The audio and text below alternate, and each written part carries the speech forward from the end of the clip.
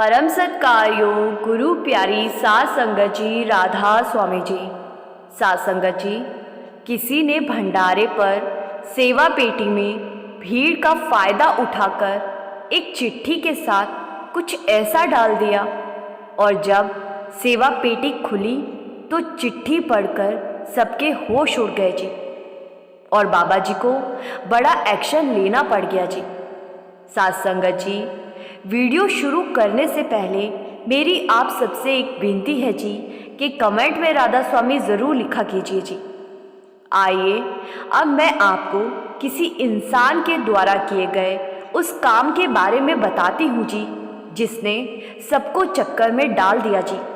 सबके होश उड़ गए थे जी।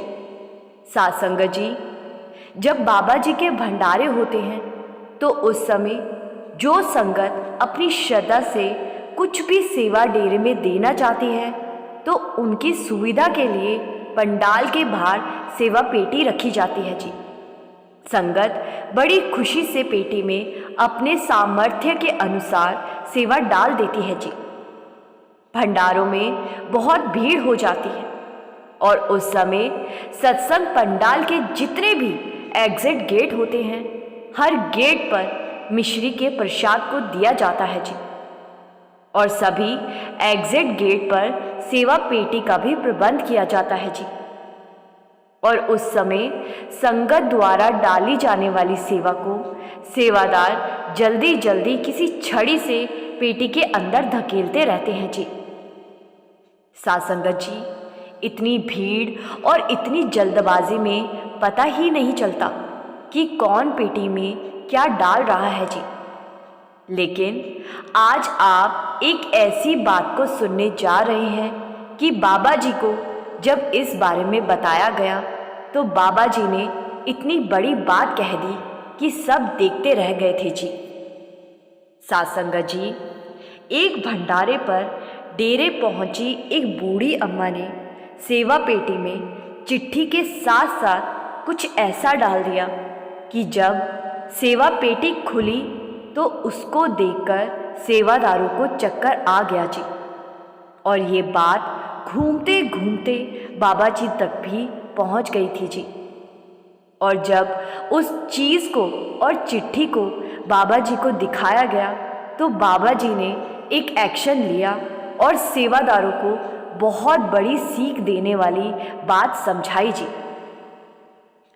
संगत जी, जिस बूढ़ी अम्मा के बारे में मैं आपको बता रही हूँ, ये एकदम अकेली रहती थी जी, और हरियाणा के एक छोटे से शहर फतेहाबाद की रहने वाली है जी। अम्मा ने बड़े महाराज जी से नामदान लिया हुआ था जी, और इनकी एक ही बेटी है जी, जिसकी शादी विदेश में हो रखी थी जी। पति का देहांत हुए बहुत साल हो गए, और पति के देहांत के बाद बेटी और दामाद ने बहुत समझाया कि वो भी उनके साथ विदेश में ही चलकर रहे जी। वहाँ फतेहाबाद में इस उम्र में अकेले रहना ठीक नहीं होगा। तो अम्मा हर बार कह देती कि मैं अकेली कहाँ हूँ, मेरे सद्गुरु हर समय मेरे साथ हैं, इसीलिए आप दोनों मेरी चिंता ना करो। और जब से मैं शादी कर कर यहाँ फतेहाबाद आई थी तब से लेकर आज 50 साल से भी ज़्यादा हो गए, और मैं अपने उसी घर में रह रही हूँ। इस घर से और यहाँ की गलियों से मेरी बहुत सारी यादें जुड़ी हुई हैं, इसीलिए मैं अपने आखिरी दिन तक अपने पति के इस घर में ही रहना चाहती हूँ। तो अम्मा की जिद पर बेटी और दामाद ने भी उन्हें बार बार विदेश चलने के लिए कहना बंद कर दिया जी। साल डेढ़ साल में बेटी और दामाद एक बार फतेहाबाद आ जाते और 4-5 दिन रहकर फिर से वापस लौट जाते थे जी। अम्मा ने अपने घर की पहली मंजिल पर बड़ा कमरा किराए पर दे रखा था जी, और बुढ़ापा पेंशन सरकार देती है जी, जिससे अम्मा का बहुत अच्छा गुजारा हो जाता है जी। लेकिन सात संगत जी, अम्मा के साथ कुछ ऐसा होने वाला था कि अम्मा बहुत ही परेशान हो गई जी। अम्मा की सरकारी पेंशन और कमरे के किराए को मिलाकर कुल आमदनी 5,000 रुपए के आसपास है जी। और अम्मा 1,000 रुपए अपने खर्च के निकालकर बाकी सब घर के डिब्बे में जमा कर देती थी जी। परमारथ में तो कहा गया है कि कमाई का 10% हिस्सा नेक कामों में लगाना चाहिए जी। लेकिन यहाँ अम्मा ने शायद इसका उल्टा ही सुन लिया था जी। अम्मा 10% खुद रखती और 90% जमा कर देती। अम्मा के पास जब 10-11 महीने के पैसे इकट्ठे हो गए तो अम्मा ने सारे पैसे डिब्बे में से निकाले और डेरे में भंडारे के लिए घर से निकल पड़ी। और अम्मा ने सारे पैसे अपने साथ उठाए, अपने बैग में डाल दिए और ट्रेन में बैठ गई जी। सफ़र लंबा था और अम्मा अकेली थी जी। और साथ संगत जी, आप तो जानते हो कि चोर उचक्के ऐसे लोगों को ही निशाना बनाते हैं जो बूढ़े और अकेले हो। ट्रेन में अम्मा के साथ भी कुछ ऐसा ही हो गया जी। ट्रेन में अम्मा के साथ 2 औरतें और उनके बच्चे भी बैठे थे जी। तो अम्मा की उनसे बातचीत शुरू हो गई। जब अम्मा को उन पर विश्वास हो गया तो अम्मा ने अपने बैग को 2 मिनट के लिए उन औरतों के हवाले कर दिया जी और कहा कि मैं बाथरूम तक होकर आई, तब तक आप मेरे बैग का ध्यान रखना। लेकिन वो औरतें ठग थीं और उनका काम यही था कि पहले सवारी का विश्वास जीतना और फिर चोरी या ठगी करना। अब जब अम्मा वापस आई तब तक वो औरतें अपना काम कर चुकी थी जी। उन्होंने अम्मा के बैग में से डेरे में सेवा देने वाले सारे पैसे निकाल लिए थे जी। और अम्मा को इस बात की खबर तक ना हुई जी। फिर अगले स्टेशन पर वो औरतें अपने बच्चों के साथ उतर गई जी। और उनके जाने के बाद अम्मा ने अपने बैग में से रुमाल निकालने के लिए बैग खोला तो अम्मा की नज़र बैग के अंदर बनी उस पॉकेट में पड़ गई जहां उन्होंने पैसे रखे थे जी। लेकिन वहां अब 1 भी रुपया नहीं था जी। ये देखकर अम्मा के होश उड़ गए। अम्मा बहुत परेशान हो गई। वहां ट्रेन में बैठे दूसरे लोगों को भी इस बारे में बताया, लेकिन सबने कह दिया कि हमें नहीं पता कि वो औरतें कौन थी। अम्मा अब टेंशन में आ गई और अम्मा सोचने लगी कि साल बाद गुरु घर जा रही हूँ और खाली हाथ जाऊंगी तो कितनी गलत बात होगी। लेकिन अब अम्मा क्या कर सकती थी। फिर अम्मा ने कुछ देर सोचने के बाद मन बनाया कि उसने अपने खुद के आने और जाने और थोड़े बहुत खर्च के जो पैसे अपने कुर्ते की जेब में रखे हुए थे उन पैसों को वहाँ सेवा में डाल दूंगी। लेकिन जब अम्मा ने देखा कि वो तो सिर्फ 435 रुपये ही थे और अम्मा जो पैसे सेवा में डालने के लिए डेरे जा रही थी वो 40 से 45 हजार रुपये थे। अम्मा सोचने लगी कि कहाँ 45,000 और कहाँ ये 435 रुपये। अम्मा बड़ी ही परेशान हो रही थी जी। लेकिन अब अम्मा कर भी क्या सकती थी। अम्मा ने वही ट्रेन में से किसी से एक कागज और पेन मांगा और कागज पर लिखा कि मेरे दीन दयाल, मेरे बाबा जी, मुझे माफ़ कर देना। आपके पैसे मुझसे खो गए। बुढ़ापा पेंशन के पैसे जोड़ जोड़ कर इकट्ठे किए थे, लेकिन किसी ने चोरी कर लिए। अब मेरे पास बस यही 435 रुपये बाकी है। इन्हें ज़रूर स्वीकार कर लेना। अम्मा ने उसी कागज़ में से ये पैसे लपेटे और अपने कुर्ते में वापस रख लिए जी। सफ़र लंबा था तो अम्मा का बीच रास्ते में चाय पीने का मन हुआ, लेकिन अब अम्मा के पास एक भी पैसा और नहीं था और ना ही अम्मा ने ये सोचा था कि डेरे से वापस अपने घर कैसे आऊंगी, क्योंकि वापसी आने का किराया भी अब नहीं बचा था। अम्मा तो रोटी तो घर से लेकर आई थी, तो अम्मा ने रोटी निकाली और रोटी के बाद चाय पीने का मन को मारकर पानी से ही गुजारा कर लिया जी। और वहां भंडारे पर अम्मा ने बाबा जी के दर्शन किए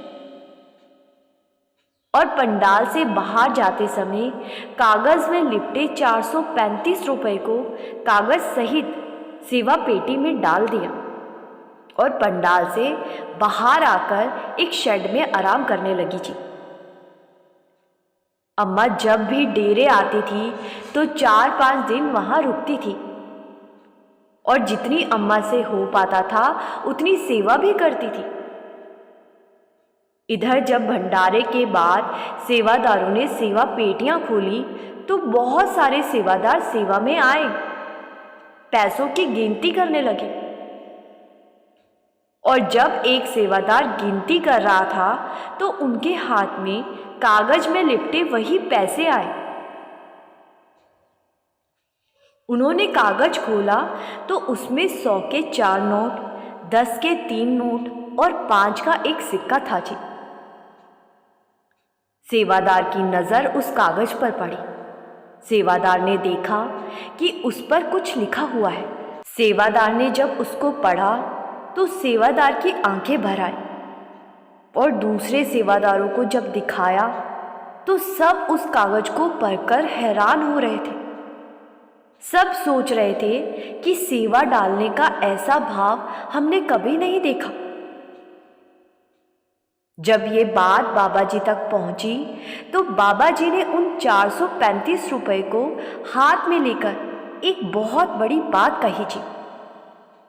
बाबा जी कहने लगे कि बड़े महाराज जी के समय में एक बुजुर्ग अम्मा ने 1 रुपया अर्पित किया था और महाराज जी ने उस समय कहा था कि इन सारे पैसों में से सबसे ज़्यादा मुझे इस 1 रुपए की ज़रूरत है, क्योंकि इस 1 रुपए में डालने वाले में सेवा डालने का वो भाव छुपा हुआ है जो हर किसी में नहीं होता।